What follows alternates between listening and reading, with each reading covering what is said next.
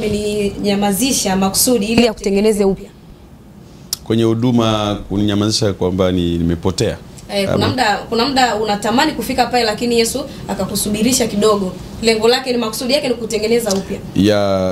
Imenitokea hata juzi kati hapa tu kuna vitu natamani nifanye ambao ningetamani muda huo ndio nishafanya. Lakini bado sijavifanya. Okay. Na mimi nikawa najilaumu, ila nikaja kuelewa kwamba huwezi fanya kama Mungu hajaruhusu. Okay. Kwa hiyo nasubiri mpango wa Mungu.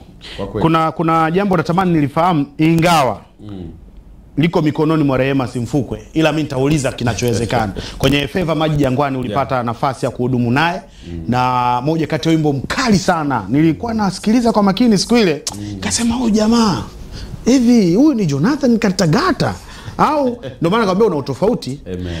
Wimbo hujatoka, ndio maana nasema hata tuwezi tukaongea sana kwa sababu mwenye wimbo mwenyewe bado hajauachia. Ni unapopewa nafasi kama ile, huwa unapewa uhuru wa kuandaa zile vesi zako ama huwa mnashirikiana na muimbaji, especially hii ambayo umefanya na Rehema?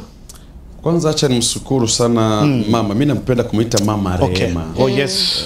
Wengine watasema ni dada. Ndio. Mimi natamani sana napenda kumuita mama. Yes. Rehema Simfukwe. Ndio. Kwa kibali na neema Mungu amenipatia machoni pake. Yes. Na timu kubwa ila Lisi. Kusema ukweli, mimi naandika, ananipatia uhuru. Mara nyingi sana nikishirikishwa wananiachia uhuru ya kuandaa vesi yangu, kufanya kila kitu ninachotaka mimi. Ile chorus wanakuwa nayo wenyewe au unakuja nayo? Nakuja nayo. Kwa hiyo kama ule wimbo ulihusika sehemu kubwa. Nakuja tu na vitu vyangu basi. Wanavipokea. Na Mungu ni mwema, vinakubali. Hatari. Okay, safi sana. MD. Unajua kuna MD pale kwenye live recording. Wao wanakuepo pale. Sasa kuna watu ndugu zangu wenzangu na mimi tunakuwa tuelewi. Unamwona mtu yupo kwenye kinanda na maiki. Unajiza anaimba. Lakini nikuja kuna siku nikawasogelea, huwa hawaimbi. Hawaimbi, wanaongea. Hapo moja tunapanda. Nyinyi watu.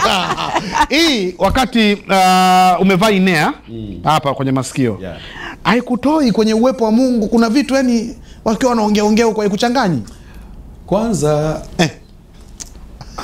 hapo ndio kama kwa Maji Jangwani pale unipata shida na inia. Maana inia kwanza aliniweka vibaya. Kucheza kidogo ikadondoka. Niko live. Bwana Kasema hivi vitu vinanisumbua mimi. Sawa. Nataka kuimba. Nataka niimbe hivi, vinanisumbua. Nikatoa kwanza nikaweka mfukoni.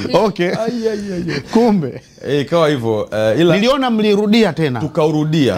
Kwa nini? Kuna MD yeye, unajua MD ulivyosema. Kabisa. Music director. MD akasema weka nia.